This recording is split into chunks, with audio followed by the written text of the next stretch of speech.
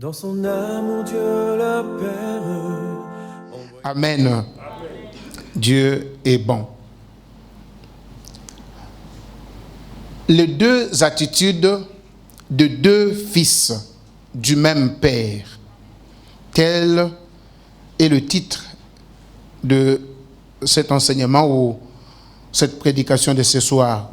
Aujourd'hui, c'est notre culte d'enseignement, donc nous tenterons d'aller vraiment mollo mollo pour que nous puissions tous comprendre la pensée de Dieu. Les deux attitudes de deux fils du même Père. Nous sommes dans Luc chapitre 15. Nous allons commencer la lecture au verset 11.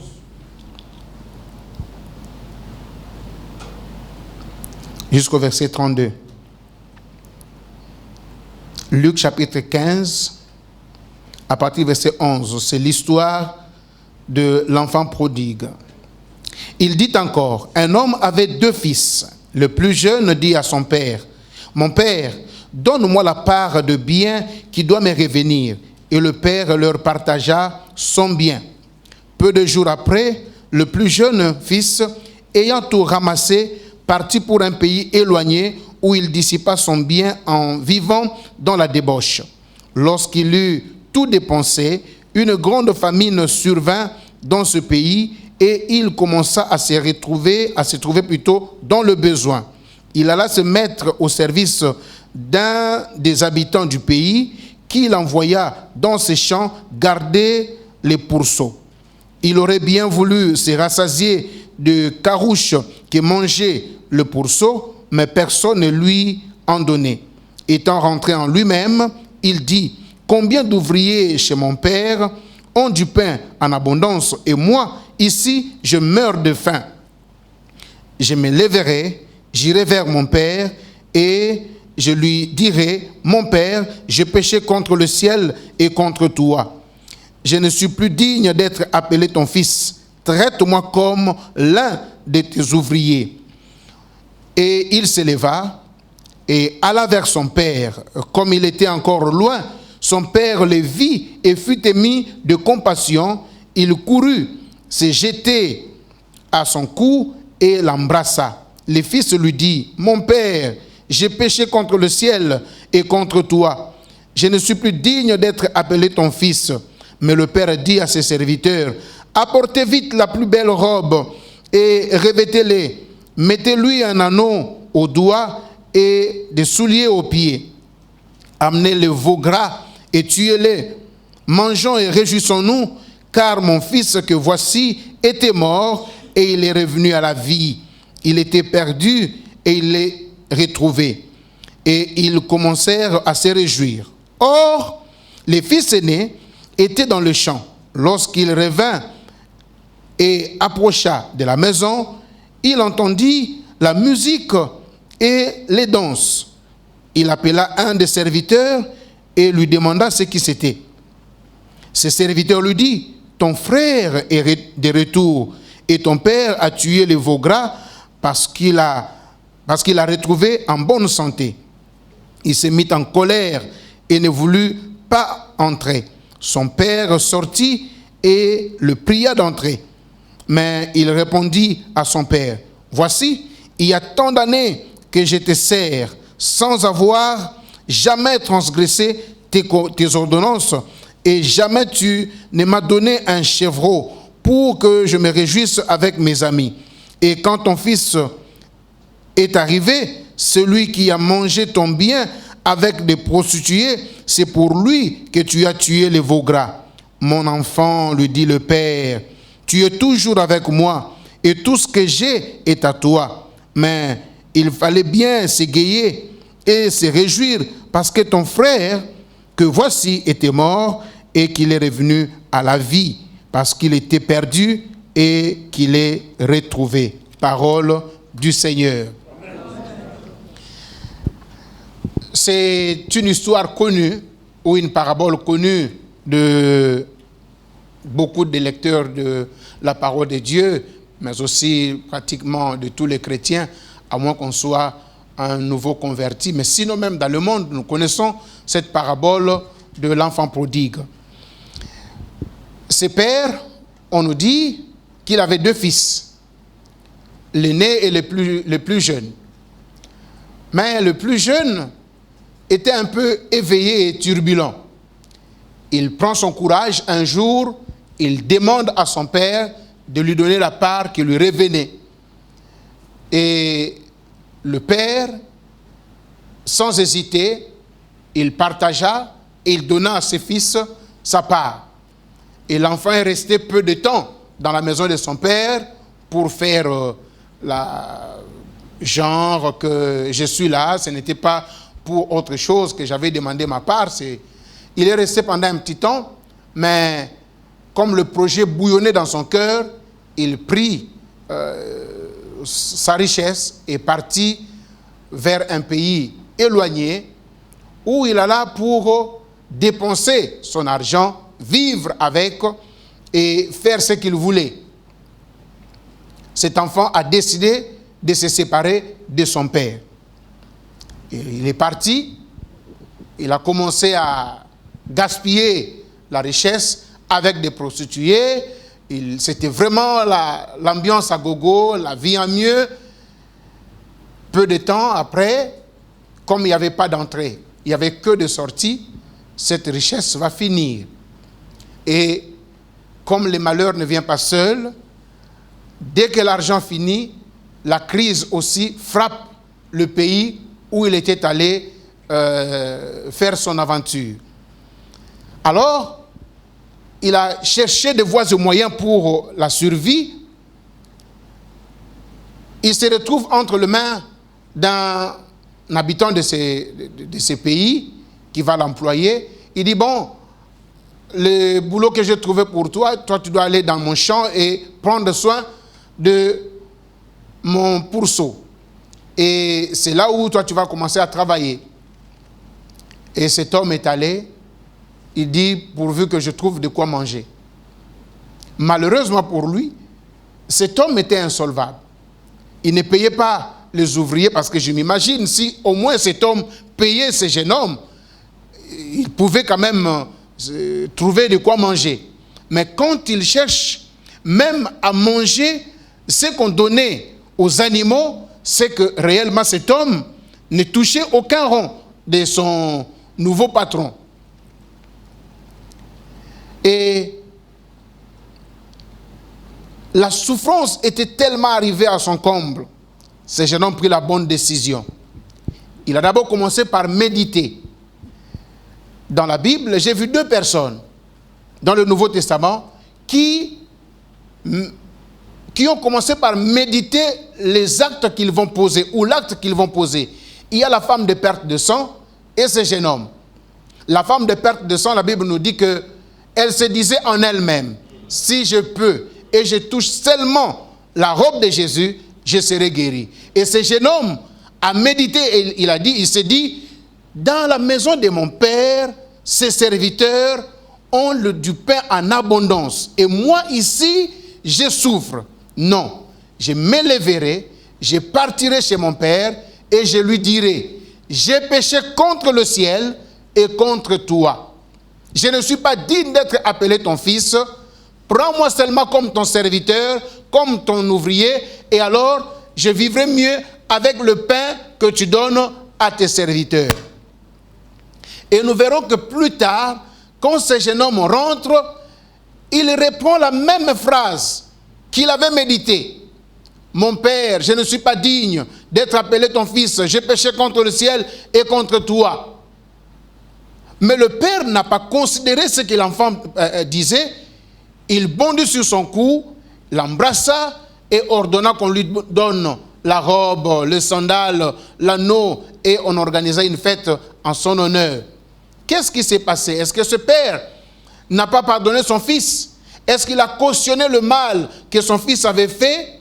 Non, non. C'est une grande leçon que le Seigneur nous donne. La confession, le pardon du péché, n'est pas seulement quand nous venons nous agenouiller pour demander pardon, ou encore ce n'est pas quand je viens devant mon frère et que je dis, frère, pardonne-moi pour ce que j'avais fait. Le frère peut ou ne pas accepter de me pardonner. Mais le pardon, on l'obtient dès lors on a conçu, on a déjà commencé à projeter la démarche. Tu reconnais que non, ce que j'ai fait, ce n'est pas bien. J'ai outragé mon frère, alors je dois aller demander pardon. Et que tu reconnais que non, en faisant du mal à ton frère, en faisant du mal à ta soeur, tu l'as fait aussi à Dieu. Dieu te pardonne et il agrée ta démarche. Maintenant, si la personne indiquée n'accepte pas de te pardonner, tu ne vivras plus sous la culpabilité parce que pour dire que non, il ne m'a pas pardonné, c'est que Dieu ne m'a pas pardonné. Non, Dieu t'a déjà pardonné. Amen. C'est ce qui justifie que non, le père, sans tenir compte de ce que l'enfant disait, il embrasse son fils parce qu'il comprend que non, l'enfant a commencé d'abord par demander pardon. Il reconnaît que non seulement qu'il a péché contre moi, il a d'abord péché contre le ciel et contre moi. Et si le ciel a pardonné, qui suis-je pour ne pas pardonner? Amen.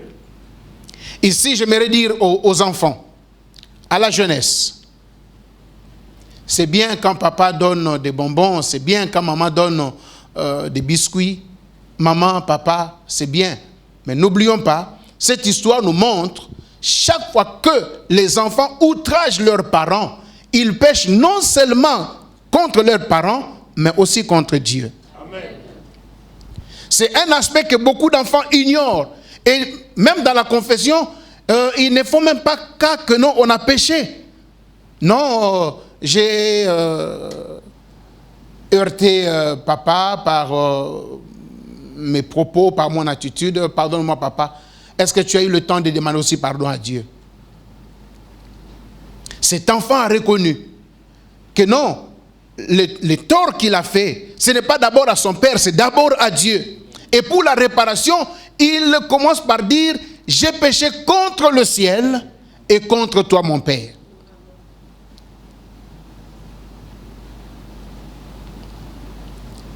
Ce qui est valable pour des enfants vis-à-vis de leurs parents, c'est aussi valable pour les femmes vis-à-vis de leur mari, le mari vis-à-vis de leur femme, et les frères entre nous aussi.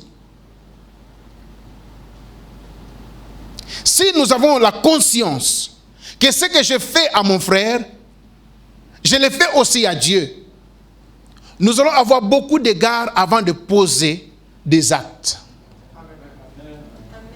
La Bible ne dit-elle pas que non, celui qui donne le pain à ses plus petits, c'est à moi qu'il a donné. Il dit encore, je reviendrai et je dirai que j'étais malade, vous m'avez soigné. J'étais nu, vous m'avez vêtu. J'étais affamé, vous m'avez donné la nourriture. Et on lui posera la question, quand est-ce qu'on a fait toutes ces choses à ton égard?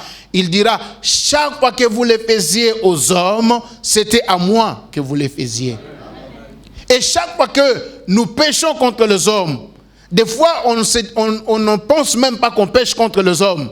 On pense que non, on fait seulement du tort. Mais c'est un péché. Quand on pêche contre les hommes, il faut d'abord réparer avec Dieu, parce qu'on doit savoir tout ce qu'on fait aux autres, c'est contre Dieu qu'on les fait. Tout ce qu'on fait envers les autres, c'est aussi envers Dieu qu'on les fait. L'enfant a reconnu. Il a réparé avec Dieu et il a entamé sa démarche.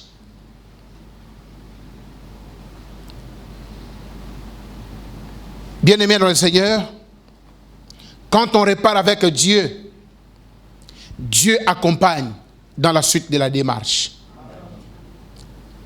Mais dans la suite de la démarche, il faut aussi de la sagesse. Il faut de la sagesse quand on veut aller réparer avec les hommes. Vous savez, Dieu est esprit. Dieu est esprit. Il suffit seulement de s'humilier et de dire Dieu pardonne-moi. Si cela est fait avec la sincérité du cœur, Dieu pardonne. Mais quand il faut aller réparer avec les hommes, ça nécessite aussi de la sagesse. Il faut de la sagesse.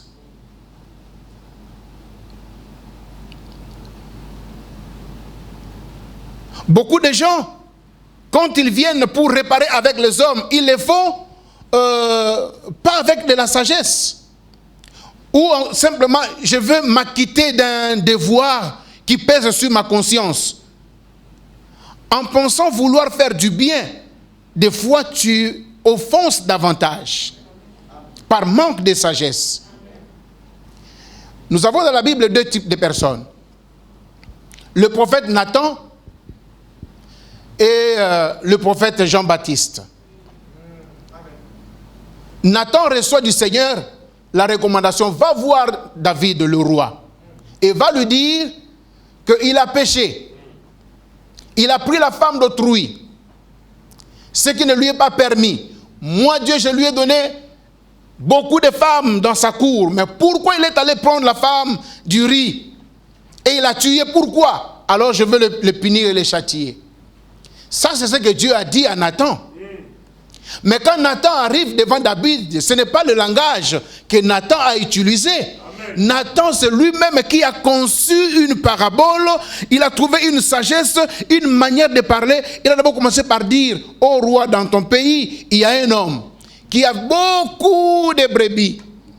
Alors, le jour de la fête, il est allé prendre seulement l'unique brebis de son voisin. Et quand il parle comme ça, David étant roi, étant juge, il se met dans tout son état. Il dit non. Un tel homme mérite la punition. Il doit être mis à mort. Et voilà comment le prophète va dire, cet homme, c'est toi. Il n'a pas dit que non, roi, c'est toi qui avais... Non, il prend le roi dans ses propres mots. Au fait, c'est le roi lui-même qui s'est accusé. Il faut de la sagesse. Dieu peut te dire, va dire à mon serviteur, la voie qu'il suit, ce n'est pas bonne. Mais toi, ne viens pas gaillardement. Moi aussi j'ai l'onction. Dieu aussi me parle. Et d'ailleurs, il m'a montré déjà dans la vision que le pasteur se déroute. Et tu viens, la visionnaire, vraiment, j'étais dans la prière, Dieu m'a parlé, Dieu m'a montré. Voilà.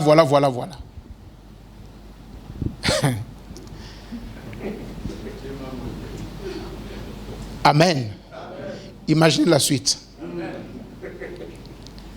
Sans sagesse, ça ne passera pas. Tu tomberas dans le coup de Jean-Baptiste. Amen. Et ce que Jean-Baptiste avait dit, ce n'était pas du mensonge, c'était la vérité.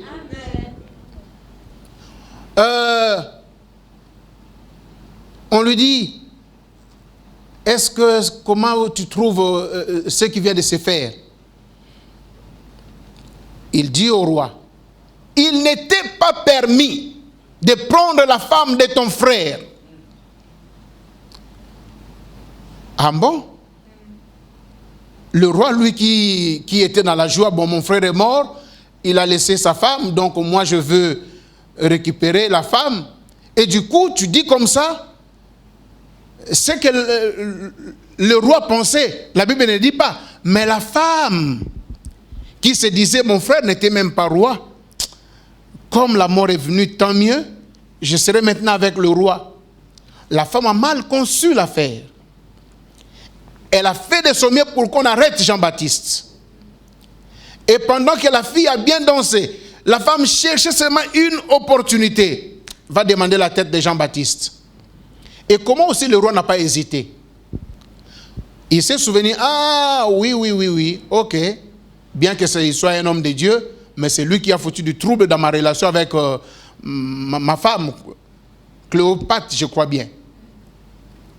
Et voilà comment il a fini sa vie sur le plateau de la fille du roi, par manque de sagesse. Quand on vient pour réparer avec les hommes, il faut de la sagesse. Amen. Il ne suffit pas seulement de dire, je suis venu te demander pardon. Non. Il y a des manières, il y a aussi de l'attitude, il y a aussi de l'opportunité. Amen. Toutes ces choses, il faut les mélanger pour poser l'acte. dit la Bible, si ton frère a péché contre toi, il y a une démarche. Va d'abord seul à seul lui parler. S'il accepte, tant mieux. L'affaire est close. Mais s'il n'accepte pas, va chercher un deuxième qui t'accompagne. Voilà pourquoi je vous ai dit, il faut de la sagesse quand on veut réparer avec les hommes. Avec Dieu, dis, Seigneur, pardonne-moi.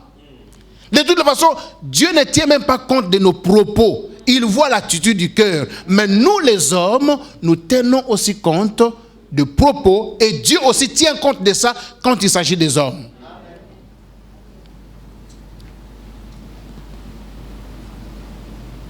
Et si avec le deuxième, il ne t'accepte pas, amène maintenant l'affaire dans l'église, devant tout le monde.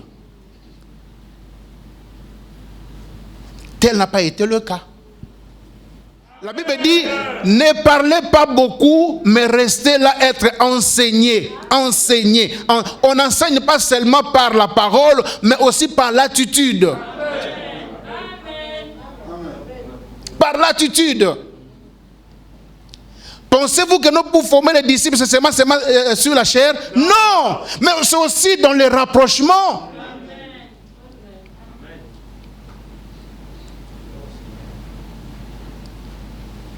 Église, Dieu veut nous amener quelque part. Maturons. L'apôtre Paul pouvait dire, quand j'étais un enfant, j'ai parlé comme un enfant. J'ai fait des choses des enfants. Mais 8 ans après, non, nous sommes quand même une église assez mature.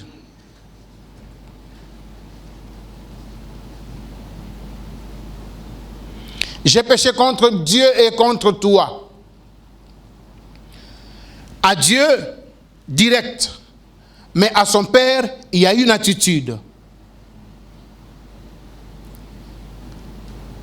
Quand tu veux réparer avec Dieu, fais comme tu vois. Mais quand c'est avec les hommes, il faut de la sagesse. Il faut de la méthodologie.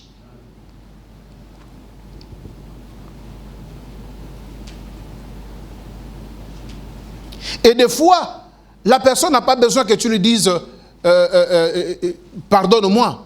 Mais une attitude vis-à-vis de la personne, un geste d'amour peut suffire pour apaiser son cœur.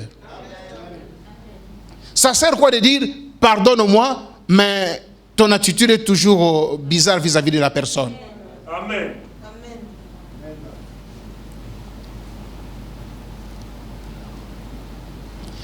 Et l'attitude de cet enfant,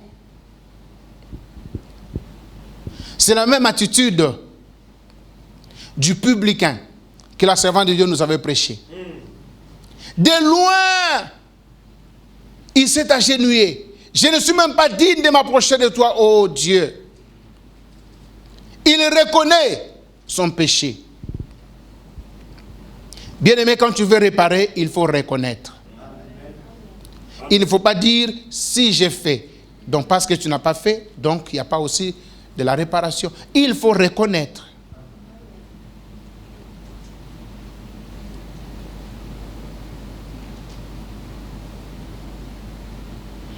Quand l'enfant demandait son argent à son père, quand l'acte s'est passé, il n'y avait aucun péché. Pour l'enfant, je prends ma part.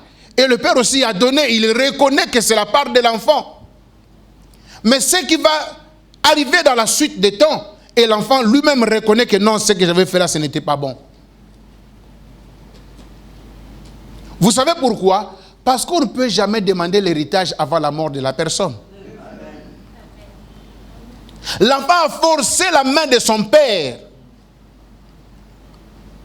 Du vivant de son père, il lui demande sa part. Ça veut aussi dire, c'est de la rébellion. Une rébellion qui ne dit pas son nom. De mon vivant, tu fais ça. Et maintenant, si je meurs, derrière moi, comment tu vas faire?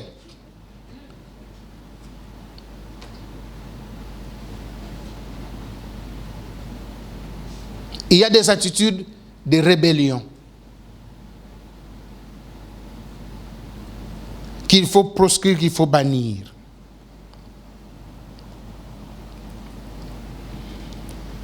Le père, sans tenir compte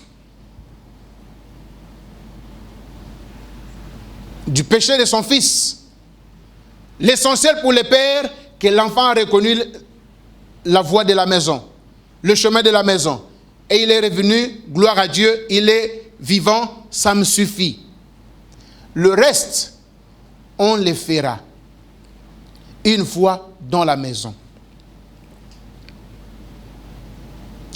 Ceci me fait penser aussi à l'attitude du couple pastoral étant des parents. Quand j'avais suivi les témoignages de l'enfant ici, voyez-vous, l'enfant était frappé par l'attitude des parents. Elle qui s'attendait à une punition, mais on l'a entouré de l'amour et cet amour a mis une croix et elle-même a trouvé que non, ça ne peut plus être possible que moi, je retourne à cela. Amen. Amen. Amen. Des fois, nous repoussons certains bien-aimés parce que nous voulons leur montrer que nous sommes trop saints et trop spirituels. C'est ça l'attitude du frère aîné. Moi, je suis ici depuis. Je fais tout ce que tu me demandes. Je ne suis pas comme cet enfant prodigue-là, qui est allé dilapider ton argent. Et il revient, et c'est pour lui que tu fais la fête.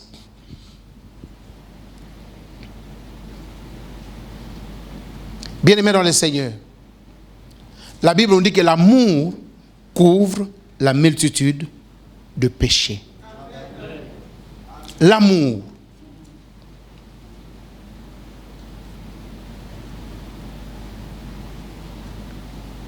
Voilà pourquoi Christ a dit, si vous avez de l'amour, c'est là où le monde saura que vous êtes mes disciples.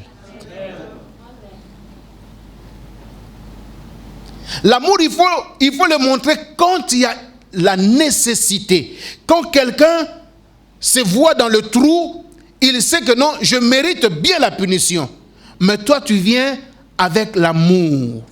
Bien-aimé, ça couvre le péché et ça remonte aussitôt la personne de sa pente. Et c'est comme ça que cet enfant a été racheté par son père. Le père a manifesté de l'amour vis-à-vis de son fils. Maintenant, quand l'aîné arrive, avant d'entrer, il apprend. Il entend la musique. Il dit, c'est inhabituel cela. Ça n'arrive pas. Depuis que moi je suis le fils de cet homme et que j'ai la conscience, pareille chose ne s'est jamais produit. Mais qu'est-ce qui se passe? Avant d'entrer, mais la maison de son père, c'est aussi sa maison à lui. Mais pourquoi ne pas rentrer directement pour aller voir qu'est-ce qui se passe? Avant d'entrer, il envoie un serviteur. Viens d'abord, dis-moi qu'est-ce qui se passe là-bas? Et le serviteur, tout content, déroule l'information. Oh, mais ton frère qui était perdu, il vient de rentrer. Et nous sommes en train de fêter justement à l'occasion de son retour. Pensant qu'il donnait la bonne nouvelle. Or qu'il faisait saigner le cœur du fils aîné. Il faisait saigner son cœur. La mine a changé. Il est devenu tout noir ou tout rouge. Je parle de tout noir, je vois un autre contexte. Mais au Moyen-Orient, tout rouge. Et il ne veut plus rentrer dans la parcelle. Et c'est le père qui fait encore un pas. Quel amour! C'est ce que le père avait fait pour l'enfant prodigue, le cadet qui était revenu. Le père n'était pas dans la maison, il était sorti pour attendre son fils. Et quand le premier aussi ne veut pas rentrer parce qu'il voit que non, le père est injuste, le père sort, il laisse tout le monde dedans, il sort. Mon fils, viens rentrer. Non, papa. Comment tu peux faire ça? ton fils qui a dépensé tout ton argent avec des prostituées, et c'est pour lui que tu es en train de faire la fête. Non. Moi qui suis resté ici avec toi, moi qui suis là, et je fais tous les jours mon travail pour toi. Je te sers tous les jours. Mais tu n'as jamais fait la fête pour moi. Tu m'as jamais donné l'occasion de fêter avec mes amis. Mais tu n'as pas demandé. Tu n'as jamais aussi demandé. Tout ce qui est à moi, c'est à toi. Si je l'ai fait aujourd'hui, ce n'est pas ton frère qui l'a demandé. C'est moi qui ai fait ça. Pourquoi? Parce qu'il était mort et il est revenu à la vie. Il était perdu et on l'a retrouvé. Viens, on va fêter avec les autres. Est-ce qu'il était rentré? L'histoire se termine par là. Mais l'attitude de ses fils aînés, c'est quand même bizarre. C'est ça le cœur de l'homme. L'attitude de ses fils aînés. Pour lui, la richesse que son frère est allé dépenser avait plus de valeur que la vie de son frère. Ça étale son cœur. Il attendait entendre que son frère est mort pour dire à son père, tu vois, moi je suis là. Lui il est mort, non? À cause de ses péchés. Mais parce que la mort ne revenait pas et qu'il apprend maintenant que le frère est revenu à la maison, pour lui, il n'était pas du tout content. Comment il peut revenir à la maison alors qu'il a tout dépensé avec des prostituées?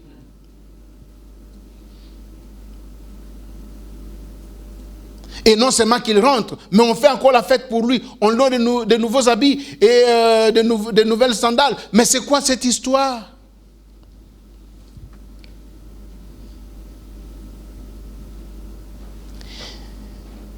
Bien-aimés dans le Seigneur, j'avais retenu cette leçon d'un homme de Dieu, paix à son âme, Carlos Rodriguez. Je pense que beaucoup de Ponténégrins, les anciens, le connaissent. Cet homme m'avait dit une fois, il me dit, Marcel, si tu veux accélérer ta bénédiction ou ton élévation, soutiens la personne que Dieu a élevée. De bon cœur. Soutiens la personne que Dieu a bénie de bon cœur, tu accélères aussi ta bénédiction. Quand tu vois l'autre être béni à côté de toi, ne souffre pas dans ton cœur. Bénis le Seigneur, trouve en cela que non, c'est aussi possible que Dieu me bénisse aussi. Trouve en cela comme un échantillon ou encore une publicité. Que ce n'est pas encore fini, Dieu peut bénir. S'il a béni l'autre, c'est qu'il peut aussi me bénir. Mais si tu serres ton cœur, tu commences à grincer les dents, c'est comme si dans les dépôts de Dieu, il n'y a plus rien et que la toute dernière qui était restée, c'est ce qu'on lui a donné.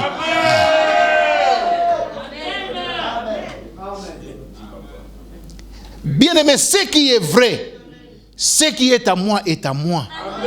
Ce qui est à toi est à toi. Mais ce qui est aussi vrai, nous ne serons pas tous bénis le même jour, le même moment. Ce n'est pas possible. C'est l'année de la restitution, l'année de la récupération, oui, mais chacun à son tour et chacun à son rang. Amen. Attention de tomber dans le piège du diable, dans les jalousies inutiles et stériles. Nous allons retarder la main de Dieu, nous allons bloquer la machine et nous verrons un décalage. Amen. Et la faute ne sera pas à Dieu. Amen. La faute ne sera pas à Dieu. Amen. tu apprends que notre sœur se marie, bénis le Seigneur. Toi, ne vois pas ton âge, ne vois pas aussi le nombre d'années, vois que non, c'est possible encore. Ah, malgré qu'on nous presse que Jésus revient bientôt, malgré qu'il revient bientôt, là, on continue à se marier, c'est que moi aussi je peux me marier. C'est encore possible.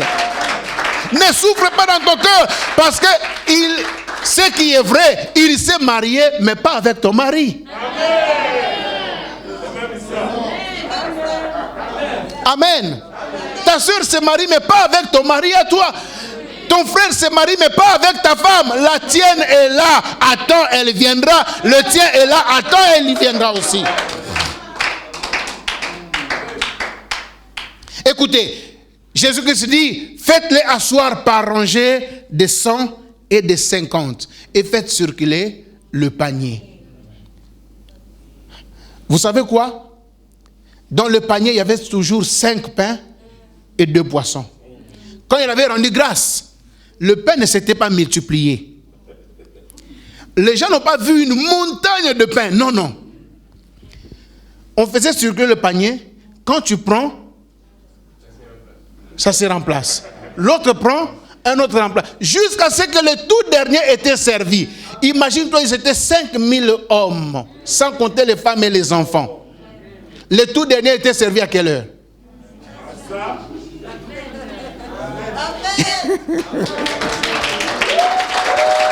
Le tout dernier était servi à quelle heure?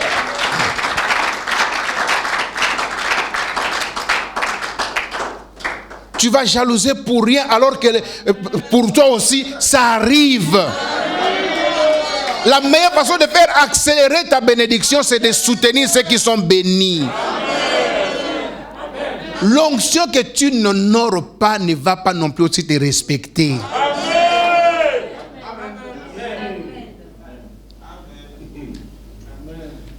Il faut apprendre à soutenir les autres.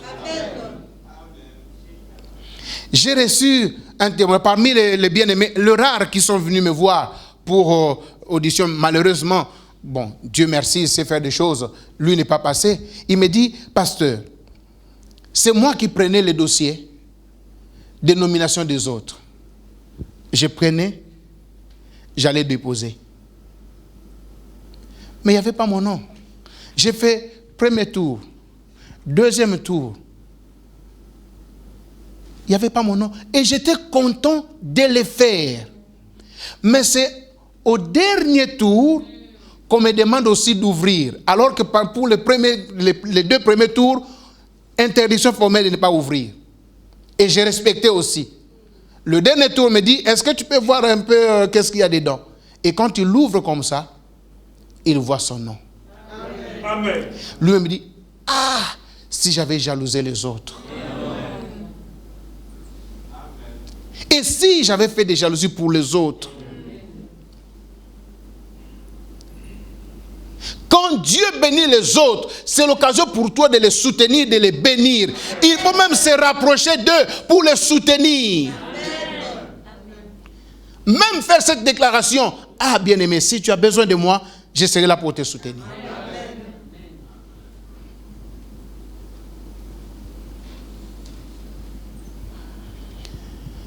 Si les Africains ne savent pas faire des compliments, mais moi je pense que nous les enfants de Dieu, nous devons apprendre à les faire. Amen. Tu sais, quand tu apprécies l'autre, tu détruis l'orgueil en toi, tu détruis la haine en toi. En appréciant l'autre, il y a quelque chose qui se brise en toi. Mais quand tu ne le fais pas, le diable profitera de cette distance et de ce silence pour commencer à faire tourner ton cœur, à te faire dire autre chose. Tu verras les choses de notre angle.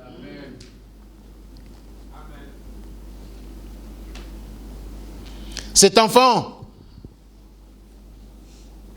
n'était pas content de voir son frère revenir à la maison et la fête organisée à son honneur.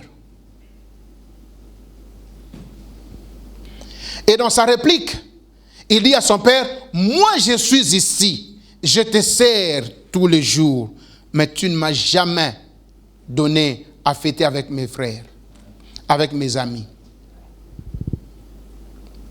Ça m'a tiqué. Ça a attiré mon attention. Il était là tous les jours, il servait son père, mais sans aucune attention à l'attitude de son père. Il était fidèle, pas à son père, mais à sa tâche. Il faisait tous les jours ce que son père lui demandait de faire, ou ce qui était connu comme sa tâche. Mais son père était là avec un souci, parce que la Bible nous dit que son père était à la porte. Il était debout à la porte. Est-ce que le père était informé que non, aujourd'hui ton fils va revenir? Non. Mais c'est que c'était l'attitude de tous les jours de cet homme. Depuis que son enfant était parti, son cœur n'était plus à l'aise. Le monsieur ne pouvait plus rester assis à la maison. Le monsieur était toujours debout à la sortie pour voir dans quelle direction mon fils reviendra. Et pendant ce temps, le fils aîné était en train de travailler dans la maison. Il travaillait pour qui? Pour son père.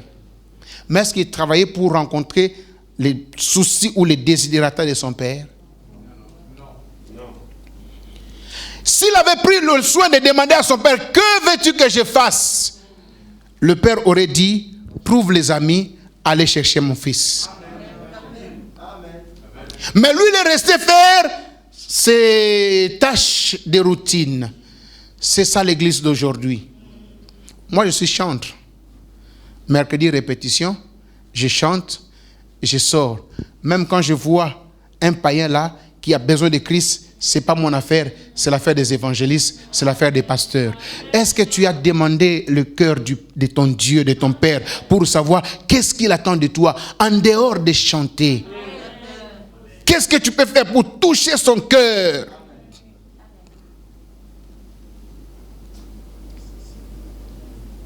Dieu n'est pas Abraham. Abraham dit à son serviteur, va dans mon pays, va prendre la femme pour mon fils. Et le serviteur dit, mais si je pars comme ça, peut-être qu'elle ne va pas accepter de venir avec moi. Accepte que je pars avec ton fils Isaac. Abraham lui dit, gare à toi d'amener mon fils dans mon pays. Je connais les habitudes de ces gens-là. Ils sont brigands, des bandits. Mon fils doit rester ici. Mais heureusement Jésus, lui n'a pas attendu. Il connaissait le battement du cœur de son père. Amen. Que non, pour ce qui est de sa femme, pas une autre personne, pas un ange, lui-même devait venir pour venir nous chercher et monter à la croix de Golgotha. Quoi qu'il savait qu'il y avait des bandits sur la terre, quoi qu'il savait qu'il y avait le diable qui l'attendait, mais Jésus a bravé, il est venu et il est monté à la croix pour nous sauver, pour te sauver, toi et moi. Et aujourd'hui, il est assis à la droite du Père. Isaac n'est pas assis à la droite de Canaan. C'est Jacob, Israël. Cette terre porte le nom d'Israël. Alors que c'est la terre promise. Or, le fils de la promesse, c'était qui? Isaac. Mais en principe, cette terre devait porter le nom d'Isaac. Mais pourquoi ça n'a pas porté son nom?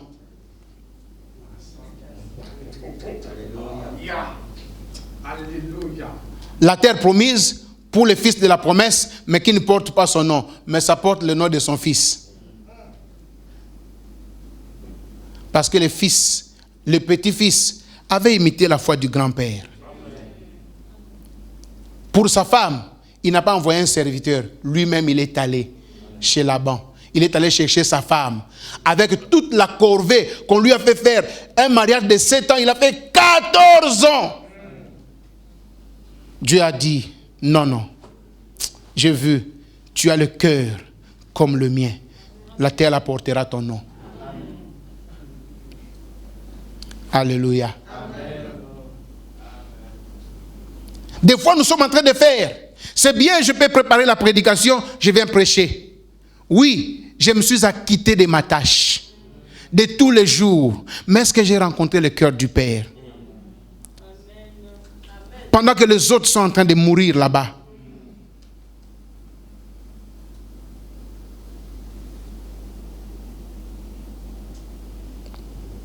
C'est pourquoi, dans l'église, il y a deux activités principales que tout chrétien doit faire. L'adoration et l'évangélisation. C'est la mission que Dieu a laissée à l'Église. L'heure est venue où les vrais adorateurs adoreront le Père en esprit et en vérité. Allez partout dans le monde, faites de toutes les nations mes disciples. Deux activités, deux missions. L'ordre suprême et l'adoration. C'est pourquoi la Bible dit, quoi que vous fassiez en acte ou en parole, faites tout pour la gloire de Dieu. Mais aussi, même quand je vais chanter, mais que je le fasse pour attirer les non-croyants à Christ et les croyants devant le trône du Père. Quand je prêche, je dois viser deux objectifs. Amener les croyants devant le Père dans sa présence pour l'adorer, mais les non-croyants à Christ pour le salut. Même quand je balaye l'église, je dois toujours poursuivre les deux missions dans ce que je suis en train de faire. Tout ce que je fais à l'église, tout ce que je fais pour Dieu, ça doit être, l'objectif doit aboutir à ces deux éléments. Donner gloire à Dieu, mais aussi permettre aux non-croyants d'être sauvés. Que sert-il à un chanteur de chanter ici à l'église, adorer Dieu, mais par son comportement, il éloigne les autres à Christ? Que sert-il à un protocole de donner des places aux hommes et aux femmes à l'église, mais par son attitude et son comportement, quand il est rentré, la manière dont il avait reçu, il dit, quand je sortirai d'ici, je ne reviendrai plus jamais. Il a fait la tâche du Père, mais il n'a pas rencontré le cœur du Père.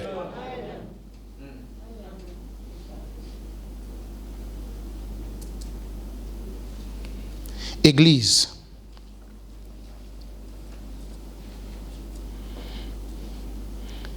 Je ne saurais conclure ce message parce que je ne l'ai pas préparé. J'ai simplement ouvert la Bible et je me suis laissé guider par lui. J'ai trouvé ma part et je l'espère que chacun de nous aussi a trouvé sa part. Et ce que Dieu attend de nous, c'est de faire son œuvre, mais en touchant son cœur. Ce que Dieu attend de nous, c'est de réparer avec lui, mais aussi avec les autres. Mais quand il s'agit des autres, avec sagesse et une méthodologie qui convient. Et nous devons aussi savoir que chaque fois que nous faisons du tort aux autres, c'est aussi à Dieu que nous le faisons. Quand il faut réparer, il faut commencer par lui et aller vers les autres. Que le Seigneur nous bénisse.